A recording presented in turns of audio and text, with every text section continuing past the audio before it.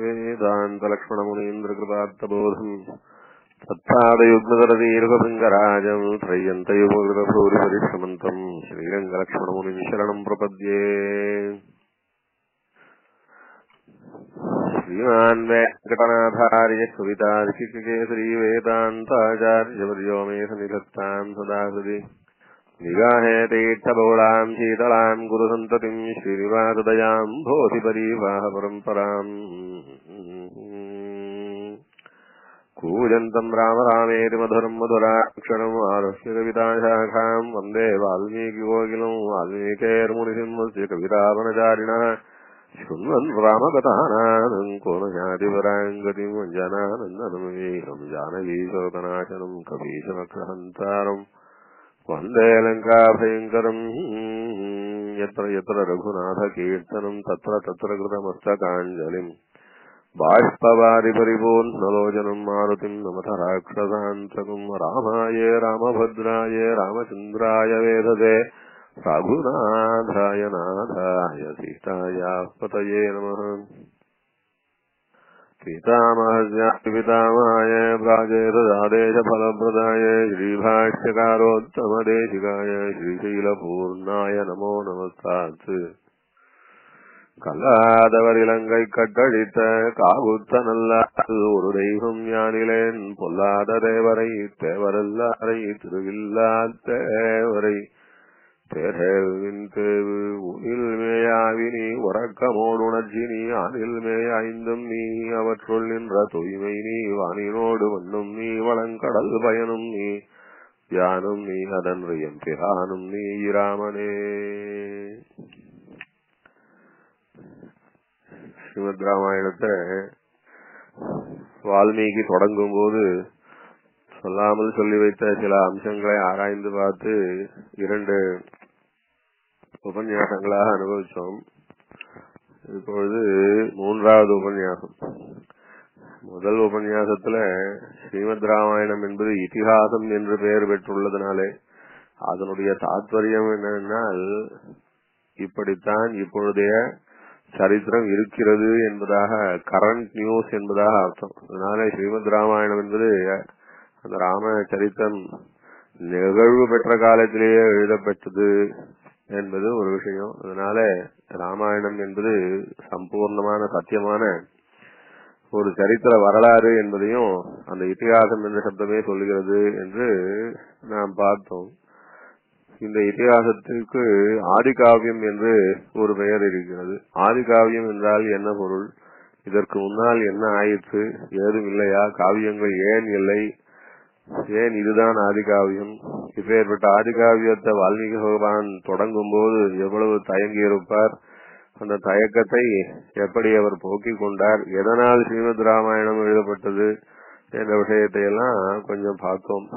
வால்மீகி தன்னுடைய ஆசிரமத்திலே வந்து தங்கியிருந்த சர்வலோக நாயகியான ராஜராஜேஸ்வரியான வைகுண்ட நாயகியான பெரிய விராட்டியாருடைய திருவடிக்கு சமர்ப்பணமாக ஒரு ஆத்ம சமர்ப்பணம் போலே ஒரு வாசிகமான கைங்கரியமாக இந்த ஸ்ரீமத் ராமாயணத்தை சமர்ப்பிச்சு ராம பிரபாவத்தை சீதையினுடைய திருவுள்ளத்திலே இருக்கும் பிரகாரம் அதே போல இந்த ராமனை அனுபவிச்சு ராம பிரபாவத்தை இந்த உலகமறிய செய்ய வேணும் என்ற ஆசையினாலே அந்த சீதாராமர்களுடைய அந்த அந்யோன்ய பிரீதியை சொல்லி ராமன் எப்பேற்பட்டவன், சீதை எப்பேற்பட்டவள், இந்த திவ்ய தம்பதிகளுடையதான அந்யோன்யமான பிரீதி எவ்வளவு உயர்ந்தது என்று உலகமறிய என்றென்றும் நிலை நிற்கும்படியாக சொல்லி வைக்க வேணும் என்று அதற்காக இந்த ஸ்ரீமத் ராமாயணத்தை காவியமாக செய்யணும்னு ஆசைப்பட்டாலும் வைதிக சம்பிரதாயத்திலே எங்கும் வேதமயமாக இருக்கும் இந்த பாரத தேசத்திலே சாமான்யமான காவியங்களுக்கு அனுமதி இருக்காது என்றதுனாலே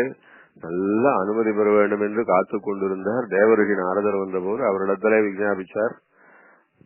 அவர் தபத்திலையும் வேதத்திலையும் கரை கண்டவரானபடினால அந்த காலத்திலே தபசும் வேதமும் மட்டும்தான் இந்த பாரதத்துக்கு செல்வமாகவும் அதுதான் வித்யாகவும் அதுதான் படிப்பாகவும் இருந்ததுனால அதிலே கரை கண்ட நாரத மகரிஷி ஒப்புக்கொண்டு இந்த ஸ்ரீமத் ராமாயண கதையை நமக்கு தொடங்கி வைத்தால் நன்றாக இருக்குமே என்று பார்த்து வால்மீகி நாரத பகவான் எழுந்துள்ள போது அவரிடத்திலே கேட்டார். கேட்கும் போது ராமாயணத்தை எனக்கு ஆரம்பிக்க அனுமதிக்க வேணும் என்று அப்படியெல்லாம் கேட்காம இந்த உலகத்திலே இப்பொழுது அந்த பரமாத்மாவுக்கு உள்ள உயர்ந்த கல்யாண குணங்களான குணவான், வீரியவான், தர்மஜ்ஞ, கிருதஜ்ஞ, சத்தியவாக்கியோ, திருடவிரதா என்றெல்லாம் சொல்லும்படியா இருக்கக்கூடிய அந்த உத்தம புருஷன் இந்த லோகத்திலே ஒரு மனுஷன் யார் என்று மறைமுகமாக கேள்வி கேட்க நாரதர் ஸ்பஷ்டமாகவே சொல்ல ஆரம்பிச்சுவார் ராமகதையை சொல்லி. இந்த ராமகதை ரொம்ப வசந்தது. ஏததாக்கியானம் ஆயுஷ்யம் படன் ராமாயணம் நரஹா சபுத்திர பௌத்திர சகணா பிரேத்திய ஸ்வர்கே மகீயதே எப்பட்டேத் ராமச்சரிதம் சர்வபாபை பிரமுச்சதே என்றெல்லாம் அனுகிரகம் பண்ணி இந்த ராமச்சரிதமானது படிக்க வேண்டியதான ஒன்று, அதனால இது காவியமாக செய்ய வேண்டியதுதான் என்பதெல்லாம் அவருக்கு உபதேசம் பண்ணி காவியம் செய் என்று உத்தரவு மட்டும் கொடுக்கல. ஏன்னா அந்த உத்தரவு நாரதர் நம்மை விட இன்னும் மேற்பட்ட சதுர்முக பிரம்மா சர்வலோக பிதாமகர் அவர் அனுகிரகிக்க வேண்டும் என்று ராமாயணத்தை செய் வால்மீகி என்று சொல்லாமல் ராமாயண கதையானது படிக்க வேண்டிய ஒன்று என்று, படிக்க வேண்டியது ஒன்று என்றால் எழுதி வைத்திருந்தால் தானே படிக்க முடியும். அதனால எழுது என்று சொல்லாமல் இது படிக்க வேண்டிய ஒன்று. இதம் பவித்ரம் பாபத்ரம் புண்ணியம் வேதைச்ச சம்மிதம். வேதம்தான் எங்கும் வாழ்வை, வேதம்தான் படிப்பு, வேதம்தான் அனுஷ்டானம், வேதம்தான் சிந்தனை, வேதம்தான் எல்லாம் என்று இருந்த காலத்துல முதலாக அறிமுகப்படுத்துறார். இதம் பவித்ரம் பாபக்னம் புண்ணியம் வேதைச்ச சம்மிதம். இந்த ராமாயண கதையானது வேதத்துக்கு சமானமானது தான் என்று சந்தேகப்பட வேண்டாம் என்ற விதத்திலே அனுகிரகம் பண்ணி அவருக்கு உத்தரவும் கொடுத்தார் போல ராமச்சரித்திரத்தினுடைய பிரபாவத்தை சொல்லிட்டு படன் திஜோவா கிருஷபத்வமீயாத் சாட்சத்ரியோ பூமிபதித்வமீயாத் வணிஜன பண்யபலத்வமீயாத் ஜனஸ்ய சூத்ரோபி மகத்வமீயாத் என்று அனுகிரகம் பண்றார் நாரதர். அதாவது இந்த கதையானது, ராமகதையானது பிராமணர்களாலும் க்ஷத்திரியர்களாலும் வைசியர்களாலும் சூத்ரர்களாலும் படிக்கத்தகுந்தது என்பதாக அந்த அளவுக்கு இந்த ராமாயணத்துக்கு ஒரு தேவையும் இருக்கிறது. அதே சமயம் இந்த ஸ்ரீமத் ராமாயணம் அவசியம் என்றும் அதனாலே நல்ல பலனும் உண்டு என்றும் நாரதர் உபதேசம் பண்றார். அதுல பிராமணர்களுக்கும் ஏற்றது என்ற அம்சத்தை சொல்றார். ஏன்னா அது முக்கியமாக பிராமண கஷத்திரிய வைசியர்கள் ஒத்துக்கொள்ள வேணும். அவர்கள்லாம் அந்த காலத்துல ரொம்ப பரம வைதிகர்கள்.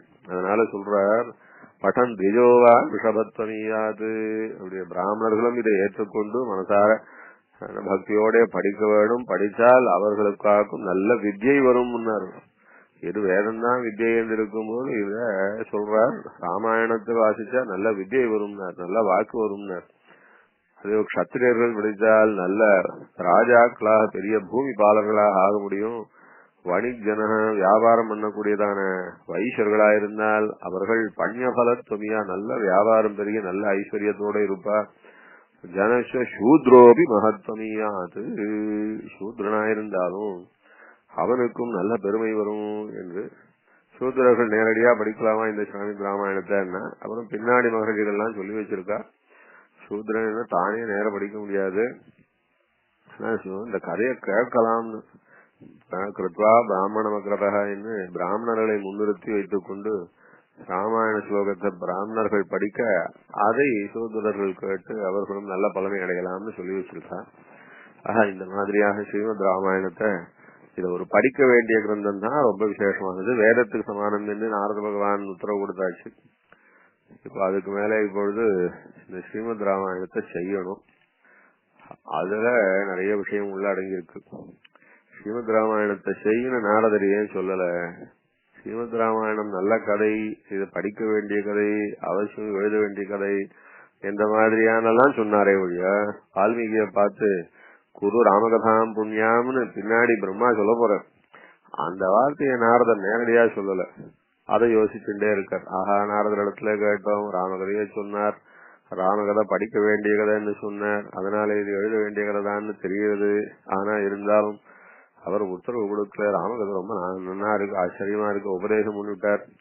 அதனாலே குருமுகமாக உபதேசம் ஆயிடுச்சு. அதனால இனிமே இதை விஸ்தரிக்கலாம், ஆனா அதுக்கு ஒரு அவகாசம் ஏற்படலையே என்று அப்படி யோசிச்சுண்டு அதையே யோசிச்சுண்டு அங்கிருந்து கிளம்பி போறார். மாத்தியாந்திக அனுஷ்டானத்துக்கு போறார். அதாவது கார்த்தால அனுஷ்டானமாகி அதுக்கப்புறம் ஒரு அவகாசம் கிடைச்ச போது நாரத பகவான் வந்து நாரத பகவானோடு பேசி அவரிடமிருந்து ஓரளவு சம்மதத்தை வாங்கிட்டு இந்த நாரதருடைய சம்மதத்தை நினைச்சு அப்படியே யோசிச்சுட்டே போறார். ராமகதை ஆச்சரியமா சொன்னார். என் ராமனை பத்தி நாரதர் ரொம்ப வசதியா பேசினார். இந்த கதையை ரொம்ப அவசியம் படிக்க வேண்டிய கதைன்னுலாம் சொன்னார். எழுதுன்னு சொல்லாம போயிட்டார். அதுக்கும் ஏதாவது ஒரு காரணம் இருக்கும் என்று இப்படி யோசிச்சுட்டே ரொம்ப எதிர்பார்ப்போட மனசுல எதிர்பார்ப்போட மாத்தியானிக அனுஷ்டானத்துக்காக போறார். ஏதோ ஒரு எதிர்பார்ப்பு, என்னன்னு தெரியாது. அதனால அங்கிருந்து தமசா நதிக்கரைக்கு போறார். தமசா நதிக்கரைக்கு போகச்சே ஒரு விஷயம் சொல்றார். இவர் கூட வரச்சு வால்மீகி பகவான் அவரோட கூட அவர் சிஷ்யர் ஒருத்தர் அழைச்சிட்டு போதார். அந்த சிஷ்யர் யார் தெரியுமான்னா ரொம்ப ஆச்சரியமான சிஷ்யர். எப்படின்னா இத பாருங்க, ஸ்ரீமத் ராமாயணத்துல வால்மீகி பகவான் இப்போ இந்த ராமாயணத்தை தொடங்குறவர் ராமாயணத்தை எழுத போறவர் யாரு? வால்மீகி. வால்மீகி தன்னுடைய பிரபாவத்தை சொல்லி இப்பேற்பட்டவர் எழுதுறார் அப்படின்னு சொன்னா கூட வால்மீகிக்கு திருப்தியா இல்ல. என்ன இருந்தாலும் நம் பெருமையை நாமே சொன்னா நல்லா இருக்காது. என்ன இது ராமனுடைய பிரபாவத்துக்கு முன்னாடி ராமனுடைய பிரசாதத்தினாலே கிடைச்சதான இந்த வாழ்வில நமக்கு என்றதான ஒரு பெருமை என்ன இருக்கு? எல்லாம் வால்மீகி தனக்கு கிடைச்சிருக்கிற எந்த ஒரு அந்த மகிமையும் தபஸும் அந்த ரிஷி என்கிறதான ஒரு ஸ்தானமும் எல்லாம் சீதாராமர்களுடைய அனுகிரகம். அதனால நம்மிடத்துல இருப்பது நமக்கு சீதாராமருடைய அனுகிரகம் தானே ஒழிய இதுல ஒரு பெருமையும் சொந்தமாக கர்வப்பட்டுக்கிறதுக்கு ஒன்னும் கிடையாது. அதனால வால்மீகி பகவான் தன்னுடைய பெருமையை சொல்லி இப்ப ஏற்பட்டவர் ராமாயணம் எழுதுறாருன்னு சொன்னா அது கூட அவருக்கு மனசுக்கு ஒரு அகங்காரம் மாதிரி தெரியுது. ஆனா இருந்தாலும் எழுதுறவர் யாருன்னு லோகத்துக்கு தெரியதான் தெரியணும். அதனால அப்படியே மறைமுகமா சொல்றார். எப்படி சொல்றாரு பாருங்கன்னா, ஸ்ரீமத் ராமாயணத்துல அந்த தமசான திகரைக்கு போறார். தமசான திகரைக்கு போகும்போது தன்னுடைய சிஷ்யர் கூட அழிச்சுன்னு போறார். அந்த சிஷ்யரை பார்த்து சொல்றார் என்னன்னா, அகர்தமவிரம் தீர்த்தம் பரத்வாஜ நிஷாமயா ரமணீயம் பிரசன்னாம்பு சன்மனுஷ்யமனோயதா. பரத்வாஜா, இந்த தமசா நதியில இருக்கிற தீர்த்தமானது எவ்வளவு தெளிவா இருக்கு பத்தியா, எவ்வளவு தெளிவா இருக்கு பத்தியா, மகான்களுடைய மனசு போலே தெளிவா இருக்கு பத்தியா அப்படின்னு ஆசீர்வாத ஆண்டவன் திருக்குழந்தை ஆண்டவன் சொல்லும் போது அதிகப்படுவார். மகான் சாதாரணமா என்ன சொல்லுவா, மகான்களுடைய மனசு எப்படி இருக்கணும்னா அப்படி தெளிந்து இருக்கணும்னு சொல்லுவா, அப்படிதான் இருக்கும்னு சொல்லுவா. ஆனா இந்த இடத்துல எப்படி சொல்றாருன்னா, மகான்களுடைய மனசு போல இந்த தீர்த்தம் தெளிவா இருக்கு பத்தியா அப்படின்னா, மகான்களுடைய மனசு தெளிந்த தீர்த்தம் போல இருக்குன்னு சொல்றது வழக்கம். இவர் என்ன சொன்னார்னா, தெளிந்த தீர்த்தமானது மகான்களுடைய மனசு போல தெளிந்திருக்கு பத்தியான்னு எப்படி சொன்னார்? மகான்களுடைய மனசு எப்படி தெளிந்துதான் இருக்கும்னு அவர் பிரத்யட்சமா தன்னுடைய தபஸ்னாலே பார்த்ததுனாலே சொல்றார். ஆண்டவன் சாய்ச்சோம், மகான்களுடைய மனசு எப்படி இருக்குன்னு நமக்கு தெரியாது, ரிஷிகளானபடினாலே அவ மனசை பார்த்தா ஆச்சரியமா இருக்கு. இந்த தீர்த்தமானது மகான்களுடைய மனசு போல தெளிஞ்சு இருக்கு பாத்தியா அப்படின்னு. ஒரு பெண்ணுடைய முகத்தை வர்ணிக்கச்சே தாமரை போல இருக்கு, சந்திரன் போல இருக்கு அப்படின்னு சொன்னா என்னன்னா அந்த முகத்தை விட தாமரை வசந்ததுன்னு அர்த்தம். அது மாதிரி அது போல இல்ல, முகத்தை விட சந்திரன்ல ஒளி இருக்கு, அத கம்பேர் பண்ணி சொல்லி பார்த்துட்டு அது போல இது இருக்குன்னு ஒரு சிறப்ப சொல்லுவா. இந்த தீர்த்தத்தை பத்தி சொல்லச்சே, தீர்த்தமானது மகான்களுடைய மனசு போல தெளிஞ்சிருக்கு பாத்தியான்னா அவ மகான்களுடைய மனசு அவ்வளவு வசந்ததுன்னு அர்த்தம், அவ்வளவு தெளிவா இருக்கும். அப்படி சொல்லச்சே பரத்வாஜ நிஷாமயா, அப்படி பரத்வாஜா கவனிச்சியா அப்படின்னு அவர்.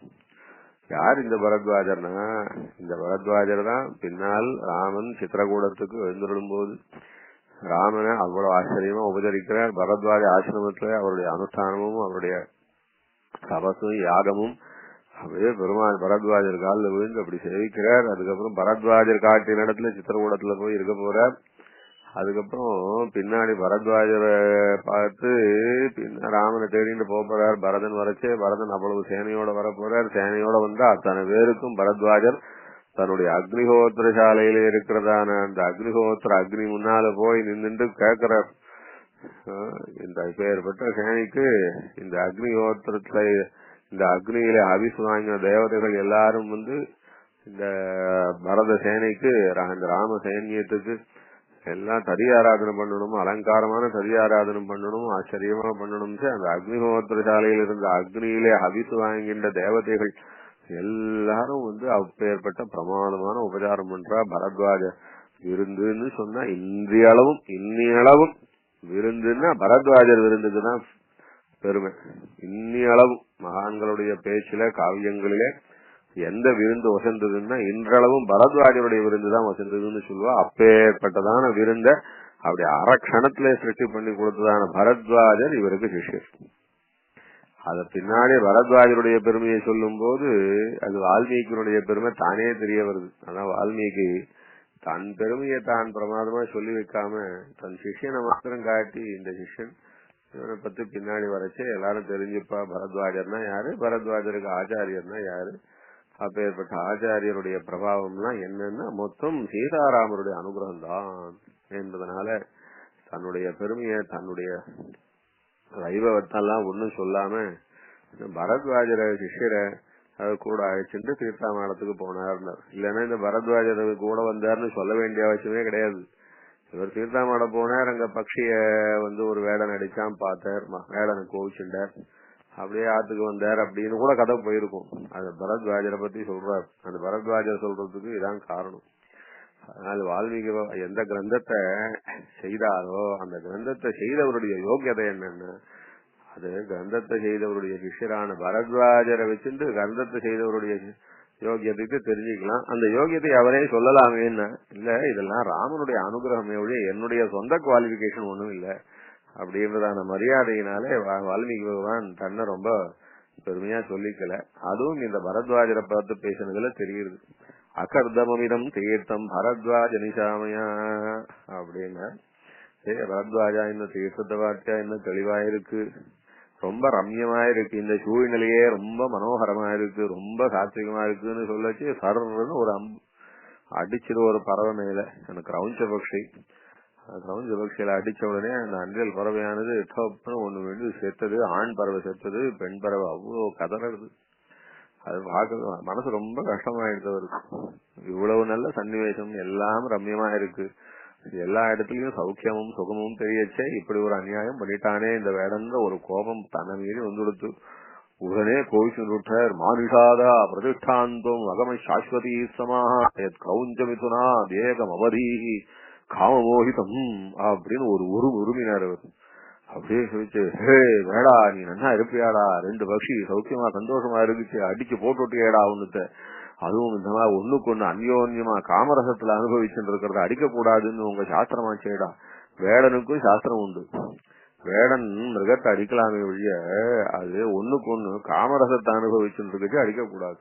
ஏன்னா அது சிருஷ்டியினுடைய தத்துவத்துல அது அடுத்த ஜெனரேஷனை உருவாக்குறது. அடுத்த ஜெனரேஷனை உருவாக்கின்னு இருக்கச்சு அது அடுத்த ஜெனரேஷன் வேணுமோ இல்லையோ பூமிக்கு. அதனால அப்ப அடுத்த ஜெனரேஷன் இருந்தா தானே அடுத்த ஜெனரேஷன்ல இருக்கிறவா அதை சாப்பிட முடியும். அதனால வேடனுக்கும் ஒரு சாஸ்திரம் உண்டு, திருடனுக்கும் ஒரு சாஸ்திரம் உண்டு. அதெல்லாம் ராமாயணத்துல எல்லாம் வரும்.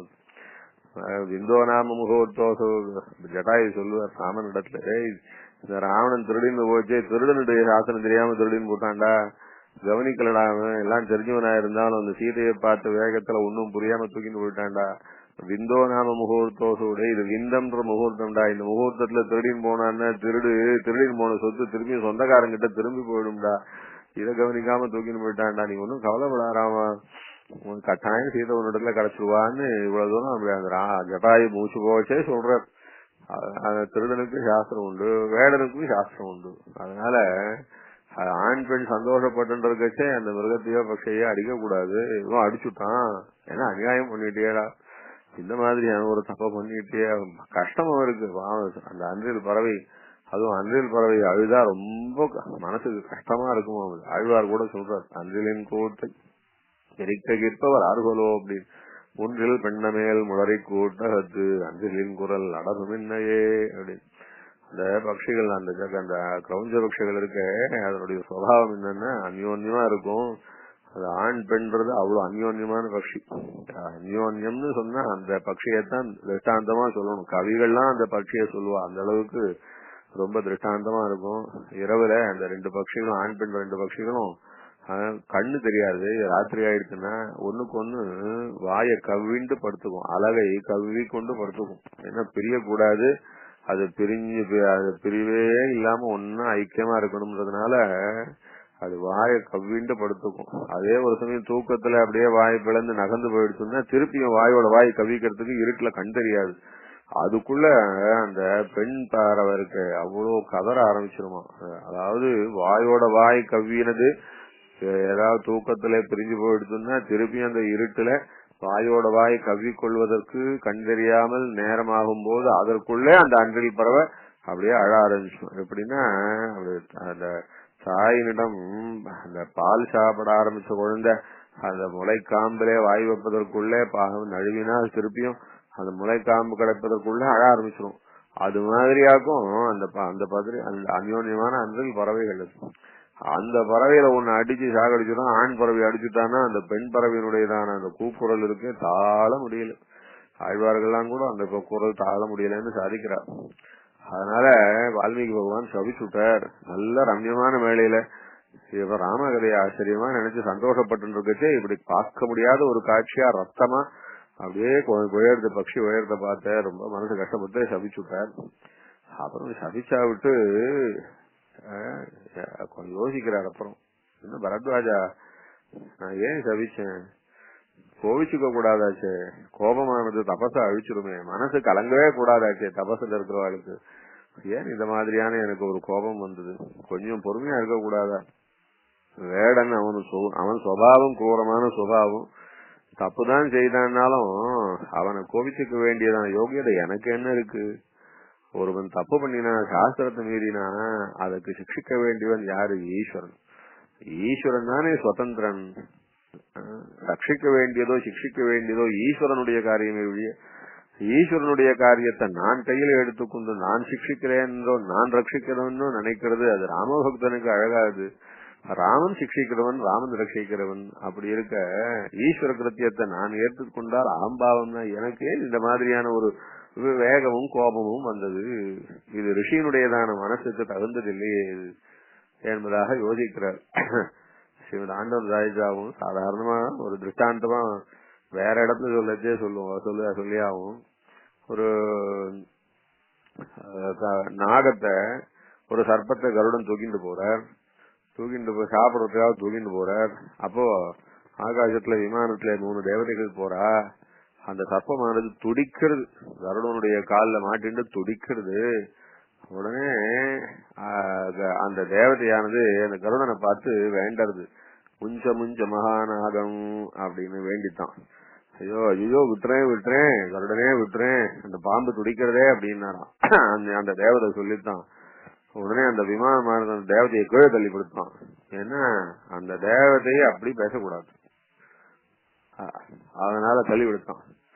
உடனே அடுத்து பக்கத்துல இருந்த தேவதை பார்த்துதான், ஐயோ கருடனை பார்த்து விடு விடு அப்படின்னு சொன்னா தள்ளிடும் போல இருக்குன்னு நினைச்சுட்டு உடனே பயந்து போய் அந்த தேவதை என்ன சொல்லித்தான், மாமுஞ்ச பதகேஸ்வரா அப்படின்னு, ஐயோ விடாத விடாத அப்படின்னு தான் அந்த தேவதை. உடனே விமானம் அவனையும் தள்ளி கொடுத்தான். இதை பார்த்துதான் 3வது தேவதை, உபயோ பதனம் திருஷ்வா மௌனம் சர்வா அர்த்தசாதகம். 2 பேரும் ஒருத்தர் விடுன்னு சொன்னதுக்கும் விடாதன்னு சொன்னதுக்கும் 2 பேரையும் தள்ளி விடுத்து பேசாம இருந்தா தான் நம்மள இந்த விமானம் சும்மா விடும் போல இருக்குன்னு அந்த தேவதை பேசாம இருந்துதான் அந்த தேவதை விமானத்திலே இருந்துட்டு விழலன்னு சொல்லுவார். என்ன விஷயம்னா, அந்த பக்ஷிக்கு பெருமாள் சங்கல்பிச்சிருக்கார் அந்த சர்ப்பத்தை. பக்ஷி என்ன பின்ன ஆத்துல தலையை அரிசியை வச்சு உலம்பு வச்சா பண்ணி சாப்பிடும். அது எதுக்கு உண்டானது? அந்த சர்ப்பமானது இதுக்கு முன்னாடி எத்தனையோ சர்ப்பங்களை சாப்பிட்டிருக்கு, அந்த சர்ப்பங்கள் இதுக்கு முன்னாடி எத்தனையோ தவளையை சாப்பிட்டிருக்கு, அந்த தவளை எத்தனையோ பூச்சிகளை சாப்பிட்டிருக்கு. இப்படி சிருஷ்டி தத்துவத்திலே சம்ஹார தத்துவம் அடங்கினதுதான். அதனால அது எதுக்கு உண்டான காலத்திலே பறக்கிறா போல அது எது காலத்துல அழிய வேணும்னா, சில பட்சிகள் எல்லாம் அப்படி ரொம்ப மாம்ச பட்சியா இருக்கு. சில பட்சிகள்லாம் தாவரங்களையும் சாப்பிடுறது. இப்படி தாவரங்களை சாப்பிடுறதாலும் மாம்சத்தை சாப்பிடுறதாலும் லோகத்துல பகவத் சிருஷ்டியில அப்படி இருக்குச்சே நீ சாப்பிடுன்னு சாப்பிடாதன்னு உத்தரவு கொடுக்கறதுக்கு நாம் யாரு? அதனால கருடன் அவருடைய ஆகாரத்தை சாப்பிடும் போது சாப்பிடாத விட்டுடுன்னு சொல்றதுக்கு அந்த தேவதைக்கு யோகியதை இல்லைன்றதுனால அந்த விமானம் அதர்மத்தை பண்ணின தேவதையை தாங்காதுன்றதுனால தள்ளி கொடுத்து நீ சாப்பிடு அப்படின்னு சொன்னா இது என்ன? அது அந்த நாகத்துக்கு பழைக்கிறதுக்கும் உரிமை இருக்கு. எப்படி மாட்டிக்கிறதுக்கு உரிமை இருக்கோ அதே போல பழைச்சிக்கிறதுக்கும் அதுக்கு உரிமை இருக்கு. சில சமயம் தப்பி ஓடி போயிடும். அதனால சர்ப்பத்துக்கும் உரிமை இருக்கு, கருடனுக்கும் உரிமை இருக்கு. சர்ப்பத்துக்கு தப்பிச்சு போறதுக்கு உரிமை இருக்கு, கருடனுக்கு சாப்பிடறதுக்கு உரிமை இருக்கு. இது நடுவுல இவர் ஒருத்தர் தலையிட்டு கருடனை பார்த்து விடாத அப்படின்னு சொன்னா அதுவும் தப்பு. ஆக இப்படி தர்மசாஸ்திரமானது ரொம்ப சூக்ஷ்மமானது. அப்படி இருக்குச்சே எல்லாம் தெரிஞ்ச இந்த வால்மீகி பகவான் அந்த வேடனானவன் தன்னுடைய ஆகாரத்துக்காக பட்சி அடிக்கிறான். அடிக்கச்சே தப்பாதான் அடிச்சான். ஆனா இருந்தாலும் அது தனியா இருந்தா அடிச்சிருக்கலாம். காமரசத்துல ஈடுபட்டு இருக்குச்சே அடிச்சிருக்க கூடாதுதான் அடிச்சான். ஆனா அடிச்சவனை தண்டிக்கிறதுக்கு நமக்கு என்ன யோக்கியத்தை இருக்கு? யார நான் சிக்ஷிக்கணும்? தன்னுடைய சிஷ்யன் தப்பு பண்ணா சிக்ஷிக்கணும். ஏன்னா சிஷ்ய பாபம் குரு முறையேன்னு சொல்லிருக்கு. சிஷ்யன் ஏதாவது தப்பு பண்ணினான்னா நம்ம கிட்ட பாடசாலையில ஆசிரமத்துல வாசிக்க வேண்ட பையனை அவனை தர்மிஷ்டனா வளர்க்கணும், தர்மம் சொல்லி கொடுத்து வளர்க்கணும். அதர்மம் பண்ணினான்னா சிக்ஷிக்கணும். இந்த வேடன் என்ன என்னுடைய சிஷ்யனா, அவனை எதிர்த்து நான் தண்டிக்கணும். எதற்காக இப்படி பண்ணினேன் ஒன்னும் புரியல அவருக்கு. என்னுடைய மனசு இப்படி கொதிச்சதுக்கு என்ன காரணம்? தப்பான காரியத்தை ஒரு நாளும் செய்ய விட மாட்டானே என்னுடைய ராமன், என்னுடைய சீதாராமன். என்ன ஒரு காரியம் தப்பா செய்ய விட மாட்டானே. எல்லாம் ராமனுடைய அனுகிரகத்தினால நடந்துட்டு வருதே. என் வாழ்க்கை ராமனுடைய அனுகிரகத்தினாலே நடந்துட்டு வருதே. எப்படி இந்த தப்பு நடந்தது அப்படின்னு யோசிக்கிறார். இது தப்பா இருக்காதுன்னு தோணித்து, ஆனா தப்புதான்னு தோன்றது. என் ராமன் அனுகிரகிச்சு எனக்கு வாழ்க்கையில எனக்கு ஒரு தப்பு நடக்குமா? நடக்காது. ஆனா இருந்தாலும் இந்த ஸ்ரீராமனுடைய அனுகிரகத்துல இப்படி ஒரு தப்பு நடந்தா போல ஏன் தோன்றது எனக்கு? இப்படி யோசிக்கிறார், திருப்பி யோசிக்கிறார். யோசிச்சா அவர் அந்த வேடனை திட்டினார. அந்த திட்டினது வாக்கிய ஞாபகம் வருது. மானுஷாதா பிரதிஷ்டாந்தம் சாஸ்வதி சமஹ யத் க்ரௌஞ்சம் இதுனா தேகம் அவதி காமமோஹிதம். நான் திட்டினதை ஏன் கவிதையாக திட்டினேன். அதிசயமா இருக்கு அவருக்கு. யாராவது பேசச்சே திடீர்னு கவிதையா வரும். எல்லாத்துக்கும் வாங்கோ, அவசியம் வாங்கோ, நாளைக்கு வாங்கோ, இல்லன்னா கல்யாணத்துக்கு வாங்கோ, பத்திரிகை வச்சிருக்கேன், பெரியவா வந்து நல்லா அனுகிரகம் பண்ணணும்னு சாதாரணமா பேச்சுக்கெல்லாம் எப்படி இருக்கும் இல்லையா? இல்லன்னா கோவிச்சுடான்னா ஏன்டா இந்த மாதிரி பண்ண, இந்த மாதிரி செய்யலாமா, இந்த மாதிரி அதர்மத்தை பண்ற பெருமாள் ஒண்ணு சும்மா விடுவாரா? இப்படி சாதாரணமா புரோஸ்ல தானே வெய்வா யாரா இருந்தாலும். இவர் ஏன் பொயட்ரியில வச்சிட்டார் அவருக்கு. அது பெரிய சர்ப்ரைஸ் அவருக்கு. நான் ஏன் இப்படி பொயட்ரியில ஏன் அது மற்றும் இல்ல ஸ்லோகம் இது என்ன அதிசயமா இருக்கு இது அப்படின்னு. ஏன்னா அனுஷ்டுப்புன்னு வேடத்துல ஒரு மீட்டர் உண்டோ இல்லையோ, அனுஷ்டுப்பு, திருஷ்டுப்பு, ஜெகதி, பங்கி, அது மாதிரியான மீட்டர்கள்லாம் உண்டு. சந்தஸ்ன்னு சொல்றது.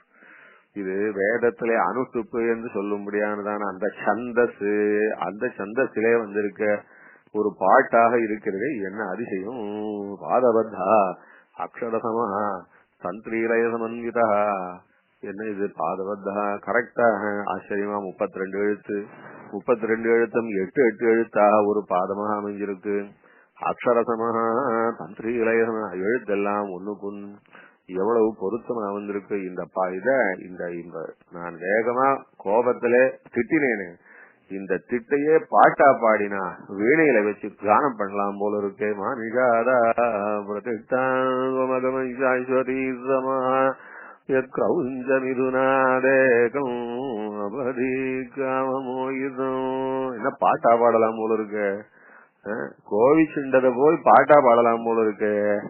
இப்ப நான் ஏதோ ஒரு மெட்டுல பாடி காண்பிச்சனோ இதே போல இந்த பாட்டை கர்நாடக சங்கீதத்துல இருக்கிற எந்த ராகத்திலையும் பாடலாம். அந்த மாதிரியான ஆச்சரியமான பாட்டு இது. என்ன அதிசயமா இருக்கு. இது ராகம் வச்சு பாடலாம் போல இருக்கு. தந்திரீலய சமன்விதா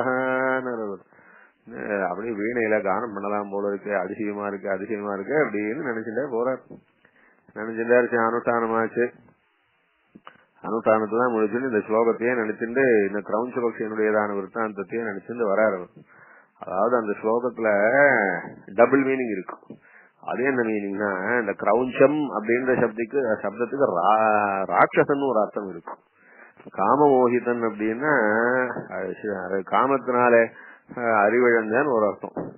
இந்த காமத்தினாலே அறிவிழந்த ராட்சசனை கொன்றாயே மானிஷாதா. நிஷாதான்னா வேடுவனேன்னு அர்த்தம்.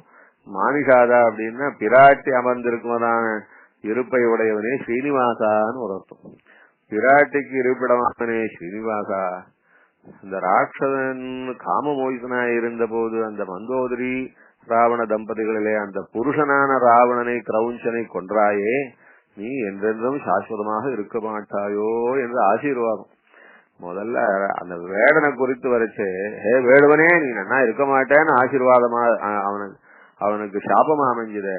அதே ஸ்லோகமே, ஹே ஸ்ரீனிவாசா ராவணனை கொன்றாயே, பிராட்டியோட சேர்ந்த தத்துவமே, நீ என்றென்றும் பல்லாண்டாக எழுந்தருள் இருக்க வேணும்னு ஆசீர்வாதமாவும் இருக்கு அந்த ஸ்லோகம். அது ஸ்லேடையாவே வந்திருக்கு. அதுதான் நினைச்சு ஆச்சரியப்பட்டு ஆசிரமத்துக்கு வந்து நான் மேற்கொண்ட அனுஷ்டானத்தை பார்த்துட்டு கொஞ்சம் ஓய்வு எடுக்க பார்க்கிற. என்ன அதிசயம் இது வரைக்கும் உலகத்துல கேட்காத அதிசயம், பார்க்காத அதிசயம் சுவாமி. சாதாரணமா ஒரு ஆத்துக்கு விருந்தாளியா வந்து கேள்விப்பட்டது கிடையாது. அப்ப ஏற்பட்ட சதுர்முக பிரம்மா வால்மீகியோட ஆசிரமத்துக்கு வர, எத்தனை தபசு பண்ணாலும் கிடைக்காதான சிருஷ்டிகர்த்தாவான அப்பேற்பட்ட பிதாமகர், லோக பிதாமகர், அப்பேற்பட்டவர் சதுர்முக லோகத்திலிருந்து 7 புவனங்களை தாண்டி வால்மீகியனுடையதான ஆசிரமத்துக்கு வர. அதிசயம்னா அதிசயம். அதை சொல்ற வால்மீகி. இந்த ராமாயணத்தை வந்து தொடங்கி வச்ச சதுர்முக பிரம்மா. அதனால இந்த ராமாயணத்துக்கு அவ்வளவு ஏற்றம்ன்றார். அதத்தான் காட்டுறாரு. வால்மீகி பகவான் சதுர்முக பிரம்மா பிரார்த்திச்சார் அப்படின்லாம் ஒண்ணும் கிடையாது. சதுர்முக லோகத்திலிருந்து பிரம்மாவானவர் தானே வந்து ஆசிரமத்துக்கு, வால்மீகியினுடைய ஆசிரமத்துக்கு வந்து இந்த ஸ்ரீமத் ராமாயணத்தை நீ எழுத வேண்டும் என்று உத்தரவு கொடுக்கிறார். குரு ராமகதாம் புண்ணியாம் ஸ்லோகபத்தாம் மனோரமாம் அப்படின்னு ராமகதையை நீ பண்ணு. மச்சந்தா தேவதே பிரம்மன் பிரவர்த்தேயம் சரஸ்வதி என்னமோ யோசிக்கிறீரே, அது வேற ஒண்ணும் இல்ல. காத்தால அந்த ஸ்லோகம் வந்ததே உங்களுடைய வாக்குல. அந்த வாக்கு வேற ஒண்ணும் இல்ல, சாட்சாத் என்னுடைய உத்தரவுனாலே சரஸ்வதி தேவியானவள் அந்த சின்ன ராமாயண ஸ்லோகமாக உங்களுடைய வாக்கிலிருந்து அப்படி சொல்லாக வெளிவந்திருக்காள். இது அப்பேற்பட்ட ஆச்சரியம் இது. அதனால ஸ்ரீமத் ராமாயணமானது பிரம்மாவனுடைய உத்தரவுனாலே பிரம்ம பத்னியான சரஸ்வதி தேவி வாக் தேவதை, உலகத்திலே எல்லா பேச்சுக்கும் அதிஷ்டான தேவதையான அந்த வித்யா லட்சுமியானவள், அவள் வாக்கிலிருந்து அப்படி ராமாயண ஸ்வரூபமாக, அதுவும் சின்ன ஸ்லோகமாக மானுஷாத பிரதிஷ்டாந்தம் என்ற ஸ்லோகமாக முதல்ல வெளிவந்திருக்காள். அந்த ஸ்லோகத்தினுடைய அர்த்தத்தையே விஸ்தரிச்சு ராமகதையை பூர்ணமா பண்ணு. ஆச்சரியமா இருக்கும், வேதத்துக்கு சமானமா இருக்கும். இந்த ராமகதையை பண்ணினால் இந்த உலகத்துல ஆதரவு கிடைக்குமா என்றெல்லாம் நீர் சங்கப்படுறீரே, உங்களுக்கு சந்தேகமா இருக்கு. கவலைப்படாதையும். யாவத்தாசியந்திகரீதலே தாவத் ராமாயண கதா லோகேஷு பிரதிஷ்டதி. உலகம் ஏத்துக்குமான்னு சந்தேகப்படுறீரே, நான் உங்களுக்கு அனுகிரகம் பண்றேன். இந்த கதை எப்படி இருக்க போறதுன்னா, இந்த உலகம் இருக்கிற வரைக்கும் ராமகதை ஏற்றுக்கொள்ளப்படும். அப்படி ஒரு ஆசீர்வாதத்தை பண்றார். ரொம்ப சந்தோஷம் வால்மீகிக்கு. ஆனா இருந்தாலும் அவர் வால்மீகிக்கு ரொம்ப பரிசுத்தமானவர் இல்லையா, ரொம்ப வைதிகர் இல்லையா, எப்பேற்பட்ட மகாத்மாவாச்சு. அதனால அவருக்கு இந்த ராமகதையை நானும் எழுதினா, ராமகதை எப்படி இருக்கணும்னா அப்படியே சத்தியமா இருக்கணும், பரம சத்தியமா இருக்கணும். பரம சத்தியம்னா என்னன்னா, ராமன் என்ன பேச்சு பேசினாரோ அதையே எழுதணும். ராமன் இந்த அர்த்தத்துல பேசினார்னு கூட ஒரு கவிதை வரக்கூடாது. சீதை இந்த அர்த்தத்துல பேசினான்னு கூட இன்னொரு கவிதை வரக்கூடாது. பேச்சு எப்படி இருக்கணும்னா அப்படின்னு அந்த ராமகதையை அப்படியே ராமன் பேசின பேச்சாகவே இருக்கணும். தசரதன் பேசின பேச்சாக இருக்கணும், மாரீசன் பேசின பேச்சு, ராவணன் பேச்சு, அத்தனை பேர் பேசின பேச்சு அப்படியே அந்த பேச்சே போட்டு ராமாயணம் எழுதணும் அப்படின்னு. அது எப்படி முடியும்? அவள்லாம் என்ன பொயட்ரிலையா பேசுவா? பொயட்ரியில பேசினாத்தான் பொயட்ரி அப்படியே எழுதணும். என்ன இது மொத்தம் சத்தியமா இருக்கணும். பவிஷ்யதி அப்படின்னு பிரம்மா. நீர் ஒன்னும் கவலைப்படாதையும் சுவாமி, இந்த காவியத்துல ஒரு பொய்யும் இருக்காது, ஒரு எழுத்து மாற்றம் இருக்காது. எப்படியான பிரவர்த்தன் ரகசியஞ்ச பிரகாசஞ்ச எத்வருத்தம் தஸ்ய தீமதா ராமஸ்ய சரசௌமித்ரே ராட்சதானாஞ்ச. ராட்சசாலுடையதான் அந்தரங்கமான சமாச்சாரங்கள் பிரத்யட்சமா தெரியும். சீதையனுடையதும் ராமனுடையவும் இன்னும் பரதன் சத்ருக்கும் யார் யார் உண்டோ எல்லாரும் ஏகாந்தத்துல பேசினதும் பிரகாசத்திலே பேசினதும் சபையிலே பேசினதும் எல்லாம் உமக்கு பிரத்யக்ஷமா கண்ணுக்கு தெரியும்படியா நான் அனுகிரகம் பண்றேன் பிரம்மா சொல்றார். அதனால ராமகதையிலே ஒரு அக்ஷரமும் பொய் இருக்காது. எந்த புஷ்பத்தை வர்ணிச்சாலும், வண்ட வர்ணிச்சாலும், தலத்தை மரத்தை வர்ணிச்சாலும் சரி, இந்த கதாபாத்திரங்கள் என்னென்ன பேசுறாளோ அவ பேச்சு எல்லாம் அப்படியே சத்தியமா இருக்கும். ஒண்ணு கூட தப்பு இருக்காது. நதேவா அமிர்தா காவியே காஜிரத்ரவ விஷதி. நீர் பண்ணக்கூடிய ராமாயண ஸ்லோகத்துல ஒரு எழுத்து பேச்சு தப்பா இருக்காதுன்னு அனுகிரகம் பண்ணிட்டார். ரொம்ப சந்தோஷம் வால்மீகிக்கு. சாட்சாத் பிரம்மாவே தொடங்கி வச்சு விட்டார். இனிமே இந்த லோகத்துல ராமகதைய இந்த மாதிரியான வைதிக சம்பிரதாயத்திலே காவிய சம்பிரதாயத்தை ஏன் நுழைச்சேன்னு யாரும் இனிமே கேட்க மாட்டார். அப்பேற்பட்டதான திருப்தியோட ஸ்ரீமத் ராமாயணத்தை ஆரம்பிக்க போறார். ஸ்ரீமத் ராமாயணத்தை உத்தரவு கொடுத்துட்டார் சதுர்முக பிரம்மா. சரி, கதையை ஆரம்பிக்க வேண்டியதுதான். அப்படி அனுகிரகிச்சுட்டு அவர் பிரம்மா புறப்பட்டு போயிட்டார். ராம கதைய காவியமா பண்ணுன்னு சொல்லி உத்தரவு கொடுத்துட்டார். ஆக முதல்ல ஆச்சாரியன் அனுகிரகிச்சு ராமகதை அவசியம் படிக்க வேண்டிய கதை தான், ரொம்ப வேதத்துக்கு சமானம்தான் அவர் உத்தரவு கொடுத்தார் நாரதர். அதுக்கடுத்து நாரதரை காட்டி இன்னும் நாரதருக்கும் ஆதி காரணமாய் இந்த ஜகத்துக்கெல்லாம் சிருஷ்டிகர்த்தாவான லோக பிதாமகரான சதுர்முக பிரம்மா, இவருக்கு மேல இந்த பிரபஞ்சத்துல இனிமே ஒரு ஜீவாத்மா கிடையாது. வேணும்னா இனிமே பெருமாளை தான் உத்தரவு கொடுக்கணும். அப்ப ஏற்பட்டதான உத்தரவை வாங்கினுட்டார். ததுபகத சமாப்தந்தி யோகம் சமமதுரோபனதார்த்த வாக்கியபத்தம் ரகுவர சரிதம் முனிஃபனீதம் வதம் நிஷாமயுத்தம் என்றா சொல்லி இந்த கதையை செய்ய ஆரம்பிச்சு விட்டார். எப்படி பண்றாருன்னா, 3வது சர்க்கத்துல அவங்க போய் ஆச்சமனம் பண்ணாராம். அப்படியாகும் தர்பத்தை எல்லாம் பரப்பினாராம். கிழக்கு முகமான தர்பத்தை பரப்பினாராம். அந்த தர்பத்து மேல அப்படியே எழுந்து நின்றாராம். கைய கூப்பிட்டு நின்றாராம். தர்பத்து மேல தர்பாசனம் என்பது ரொம்ப விசேஷமா சொல்லியிருக்கும். தர்பாசனம் ரொம்ப உத்தமமான ஆசனமா சொல்லியிருக்கு. தபசு பக்தி யோகம் பண்றவாளுக்கெல்லாம் எப்படின்னா தர்பத்து மேலதான் உட்காந்துக்கும். தர்பத்துக்கு கீழே மான்தோல், மான்தோலுக்கு கீழே வஸ்திரம். அப்படி வஸ்திரத்தை போட்டு மான்தோலை போட்டு அதுக்கு மேல சேராஜன குசோத்தரம்னு கீதையில கூட பெருமாள் சாதிக்கிற சீராஜன குசோத்தரம் அப்படின்னு கீழே வஸ்திரத்தை போட்டுக்கணும், அதுக்கு மேல மான்தோலை போட்டுக்கணும், அதுக்கு மேல தர்பத்தை போட்டுக்கணும். நல்லா தர்பத்தை மேல பரப்பிட்டு அதுக்கு மேல அப்படி கைய கூப்பிட்டு நிக்கிறாராம். தர்பாசரசமேவ பிரம்ம குருதே வேதம் சொல்றது. தர்பாதம் நல்ல பவித்திரமான தர்பமானது அப்படியாகும் அந்த பிரம்ம ரசத்தையே கொடுக்குமா. அதனால தினம் பிரம்ம யஜ்யம் பண்ணச்சே நல்ல தர்பங்களை பரப்பி, கிழக்கு முகமாக தர்பங்களை பரப்பி நல்லா அதனால நல்ல ஆசனத்தை உண்டாக்கிண்டு அதன் மேல வீராசனம் அப்படி கால் மேல கால் போட்டு அமர்ந்து சங்கல்பம் மாதிரி கைய வச்சுட்டு அப்படியே பிரம்ம யஜ்யம் பண்ணணும்னு சொல்லியிருக்கும். எப்படி சங்கல்பம் பண்ணச்சு எப்படி இடது கை மேல வலது கை வச்சுக்கிறோமோ அது போல இடது கால் மேல வலது காலை போட்டுண்டு இடது கை மேல வலது கைய வச்சுட்டு அப்படி வீராசனத்துல தர்பத்துல உட்கார்ந்துட்டு அந்த ஆசனத்துல இருந்து அந்த பிரம்ம யஜ்யத்துல வேதத்தை சொன்னான்னா அந்த வேத ரசமானது மனசுல தானே ஆவிர்வவிக்கும்னு சொல்றா. வேதம் சொல்லியிருக்கு அந்த மாதிரி. தர்பா இதோ அது பிரம்ம யஜ்ய பிரகரணத்திலேயே சொல்றது. ஆனா அந்த அப்படியான தர்பமா அந்த பிரம்ம ரசத்தை தரக்கூடியதான தர்ப ஆசனத்தை அப்படி கிழக்கு முகம் அப்படி போட்டு ஆச்சரியமா அது மேல கைய கூப்பி நிக்கிறாராம்.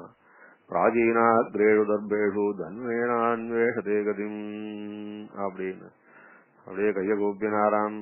ராம கதையை எழுதுவதற்காக யாருடைய அனுகிரகத்தை பிரார்த்திக்கிறார் அப்படின்னா தர்மேனான்வேஷதே கதிம் சாட்சாத் சனாதன தர்மத்தின் மேல பாரத போட்டாராம். எந்த சனாதன தர்மமானது வேத ரூபமா இருக்கோ அதே சனாதன தர்மத்தின் மேலே பாரத போட்டாராம்.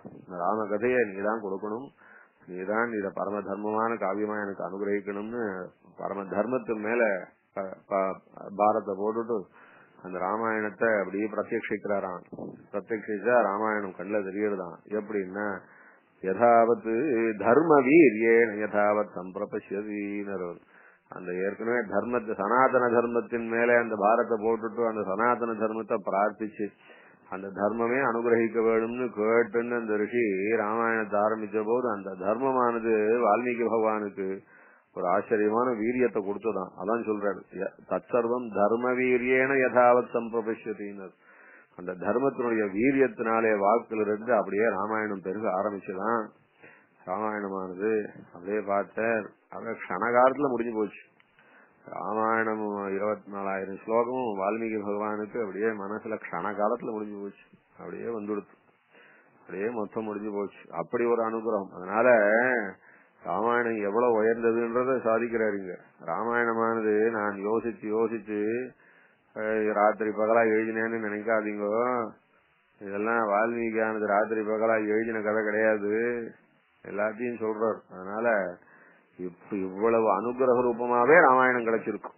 அதான் உலகத்துக்கு அறிவிக்கிறார். அது சொல்லாமல் சொன்ன ராமாயணத்துல இது ஒரு விஷயம் என்னன்னா, இந்த ராமாயணமானது அப்படி ராத்திரி பகலா ஓலைச்சுவடியில நான் எழுதி வச்சது இல்ல, அதான் பின்னாடி எழுத போறார், அது வேற விஷயம். ஆனா அது ஸ்ரீமத் ராமாயணத்தை அவர் சாட்சாத்கரிச்சு அப்படி பிராதீனாகிரேஷு தர்பேஷு என்பதாக தர்பத்தை கிழக்கு நுனியா பரப்பி அது மேல கைய ஏறி நின்று கைய கூப்பி சனாதன தர்மமான அந்த வேதநாதனை அப்படியே கைய கூப்பின்னு பிரார்த்திச்சு எனக்கு அனுகிரகிக்க வேணும் என்று ஸ்ரீமத் ராமாயணத்தை கேட்டு அப்படியே அந்த அனுகிரகமானது அந்த தர்ம வீரியத்தினாலே அப்படியே டப்புன்னு ஆவிர்வவிச்சு கொடுத்து ஸ்ரீமத் ராமாயணம் அவருடைய வாக்குல. ஆகா, இப்படியாக இந்த ஸ்ரீமத் ராமா எப்படி நாம் சுவாமி தேசிகனை பற்றி சாதிக்கச்சு ஒரு முகூர்த்தத்திலே பாதுகாசகத்தை ஓலையிலேயே எழுதிவிட்டார் சுவாமி. அப்படி அனுகிரகம் பாதுகாதேவியருடைய அனுகிரகத்தினாலே ஒரு ஓலையில ஒரு முகூர்த்தத்துல எழுதி வச்சாரோ அது போல வால்மீகி பகவானுக்கு அது ஒரு க்ஷணத்துல அந்த ராமாயணம் பூராவும் ஸ்லோகங்கள்லாம் மனசுல அப்படியே பிரகாசிச்சு கொடுத்து ஆச்சரியமான ராமச்சரிதம் இது. இப்ப ஏற்பட்டதான ராமச்சரித்திரத்தை இப்படி ஒரு அனுகிரகமாக ஒரு க்ஷணத்திலேயே ஆவிர்வவிச்சது. எப்படியாக்கும் வேதமானது வேத மந்திரங்கள்லாம் ரிஷிகளுடையதான தரிசனத்திலே அப்படி ஒரு க்ஷணத்திலே ஆவிர்வவிச்சு லோகத்துல அந்த ரிஷிகளாலே உபதேசம் பண்ணப்படுறதோ அதே போல ஸ்ரீமத் ராமாயணமானது ஒரு க்ஷணத்திலே ஆவிர்வவிச்சு வால்மீகிக்கு இந்த லோகத்துக்கு உபதேசம் பண்றதுக்காக கிடைச்சது என்று அப்படி சாதிக்கிறார். அதுக்கு அடுத்தது சரி, இப்போ 4வது சர்க்கத்துல என்ன சாதிக்கிறார்னா, இது வரைக்கும் 3 சர்க்கம் ஆச்சு. முதல் சர்க்கத்திலே நாரத பகவான் உபதேசிச்சார்னு சொன்னார். 2வது சர்க்கத்திலே பிரம்மா இந்த ராமாயணத்தை நீ கவிதையாக செய்ய வேணும், நான் அனுகிரகிக்கிறேன், பயப்பட வேண்டாம், இந்த உலகம் இருக்கிற வரைக்கும் ராமாயணம் இருக்கும், அதனால ஏற்றுக்கொள்வார்களோ என்றதான சங்கையெல்லாம் ஒன்னும் வேண்டாம், ரொம்ப பவித்திரமானது இது, உங்களுடைய வாக்கிலே சரஸ்வதி தேவியே ராமாயணமாக வரப்போறா, என்னுடைய அனுகிரகம் அது என்று எவ்வளவு தூரம் தைரியம் சொல்லி அனுகிரகிச்சு அப்படி ராமாயணம் மேற்கொண்டு ஆரம்பிக்கப்பட்டதுன்னு சொன்னார். அப்பேற்பட்ட ராமாயணத்தை நான் யோசிச்சு யோசிச்சு கவிதை எழுதல, அப்படியே எப்படி வேதமானது ரிஷிகளுக்கு பிரத்யட்சமானதோ அது போல ராமாயணம் பூராவும் எனக்கு அப்படியே பிரத்யட்சமாச்சு. அது சரஸ்வதி தேவியே அந்த மாதிரியான உருவமாக வெளியில வந்தால் இது மொத்தம் ராமனுடைய அனுகிரகத்தினாலே, அந்த வேத புருஷனுடைய அனுகிரகத்தினாலே, சனாதன தர்மத்தினுடைய அனுகிரகத்தினாலே கிடைச்சது என்ற அர்த்தத்தை உலகத்துக்கு அறிவிக்கிறார் 3வது. ஆனா இதெல்லாம் என்னத்துக்குன்னா, ராமாயணமானது வைதிக சம்பிரதாயத்திலே நுழைக்கப்பட வேண்டியதான இன்னொரு வைதிக தர்மம் தான் அப்படின்றத உலகத்துக்கு அறிவிக்கிறார். இதுதான் சொல்லாமல் சொன்ன ராமாயணத்துல முக்கியமான ஆரம்பம் இதாச்சு. கவிதை கிடைச்சாச்சு, மேற்கொண்டு இத பிரச்சாரம் பண்ணணும் இல்லையா? சரி, இத பிரச்சாரம் பண்ணணும். இப்ப இதுல ஒரு முக்கியமான கேள்வி வந்தது. என்னன்னா, நடுவுல கேட்டனே, இந்த ராமகதைய சொல்லச்சு எல்லாம் அப்படியே அனுஷ்டுப்பா சொல்லியிருக்க. அநேகமா 95% அனுஷ்டுப் ஸ்லோகம் தான் இருக்கும் ராமாயணத்துல. அனுஷ்டுப் ஸ்லோகமா சொல்லியிருக்கார் அப்படின்னு. அனுஷ்டுப் ஸ்லோகத்துல ராமன் பேசினது, சீத்தை சொன்னது எல்லாம் அவெல்லாம் பேசினத அதே பேச்ச அப்படியே சொல்லணும்னா எப்படி முடியும் இல்லையா? இப்ப சீதை கோவிச்சுட்டா ராமனை பார்த்து கோவிச்சுக்கிறா, என்னை எப்படி நீங்க காட்டுக்கு விட்டுட்டு போலாம் அப்படின்னு கோவிச்சுக்கிறா. நீங்க இருக்கிற இடம் தான் எனக்கு சொர்க்கம், நீங்க இல்லாத இடம் எனக்கு நரகம் தான் அப்படின்றா. எஸ்வயாதகத சொர்க்கோ நிரயோ எஸ்மயா வினா இது ஜானன் பராம் பிரீதிம் கச்சராம முயாசக அப்படின்றா. ராமன் எனக்கு பட்டாபிஷேகம் இல்லன்னு சொல்லிட்டார் அப்பா, அதனால நான் காட்டுக்கு போக போறேன், நீ இங்கே இரு என்று செய்த இடம் சொன்னா சீதை கோவிச்சுக்கிட்டு கையிலேயா கோவிச்சுப்பா. அப்புறம் எப்படி ராமாயணம் மெய்யா இருக்க முடியும்? ஒரு ஒரு எழுத்தும் அப்படியே சத்தியமா இருக்கணும்னா அவ பேசின பேச்சு அப்படியே தானே பேசுறவாள்லாம் புரோசில தானே பேசுவா. யாராவது கவிதை பேசுவாளான்னா சொர்க்கோ நிரஜோ எஸ்வயா வினா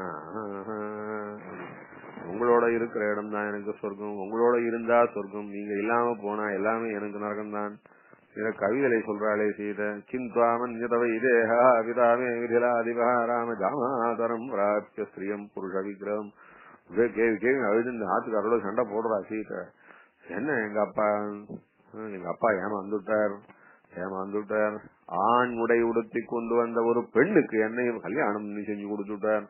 இல்லன்னா காட்டுக்கு அழைச்சிட்டு போறதுக்கு பயப்படுவாரா ஒரு வீரபுருஷன் தன் பத்னியை காப்பாத்துறதுக்கு தன்னால முடியாது அப்படின்னு சொல்லுவாரா? கோஷிக்கிறா. இவ்வளவு தூரம் சொல்லச்சே கவிதையா வருமா? அப்புறம் அவ பேசின பேச்சையே எப்படி பேச முடியும்? ராமாயணத்துல இருக்கிற பேச்செல்லாம் எப்படி அவ பேசின பேச்சா இருக்க முடியும்னா அங்கதான் சம்ஸ்கிருதத்தினுடைய அழகே இருக்கு. ஆச்சரியமான அழகு சம்ஸ்கிருதத்துல கவிதையில இந்த கவிதைகள்லாம் எழுதிச்சு. இப்ப தமிழ்ல கவிதைக்கு ஒரு நிர்பந்தம் வச்சிருக்கா. எதுகை மோனை என்பதாக ஒரு நிர்பந்தம் இருக்கு. எதுகை மோனை என்றெல்லாம் இருக்கு. இன்னும் மற்ற நிர்பந்தங்களும் இருக்கு. அதாவது இந்த விருத்தம் என்பதாக சொல்லுவா. கலிவிருத்தம்னா இப்படி இருக்கணும், வெண்பானா இப்படி இருக்கணும், இதெல்லாம் உண்டோ இல்லையோ. அதுல எதுகை மோனைன்னு ஒண்ணு இருக்கு. இப்போ மோனைன்னா என்னன்னா, இப்போ ஒரு பாசுரத்தை எடுத்துக்கணும்.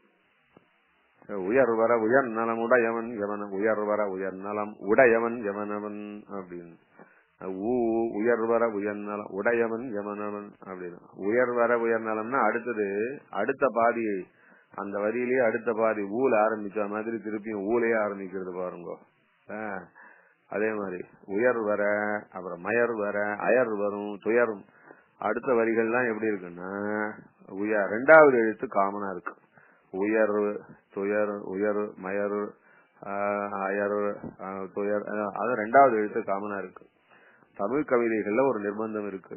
அது என்னன்னா முதல் எழுத்து ஆரம்பிக்கிற எழுத்து அதே வரியில அடுத்த பாதி ஆரம்பிக்கிட்டு அதே எழுத்தா இருக்கணும்.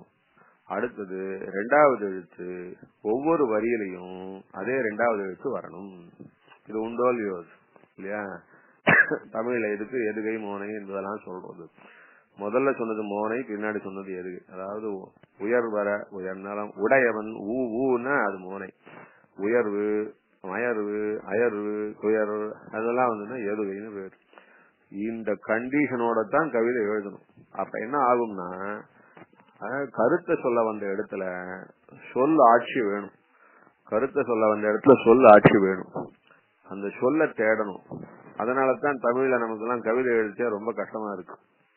அதனால இந்த காலத்துல என்னன்னா அந்த சொல்லாட்சி எல்லாம் தேவையில்லாம சினிமா பாட்டு வரைச்சு என்ன பண்ணிட்டா சரிப்போ இதெல்லாம் சரிப்பட்டு வராது, கவிதை எழுத முடியலன்றதுனால புது கவிதை அப்படின்னு பேர் வச்சுட்டா.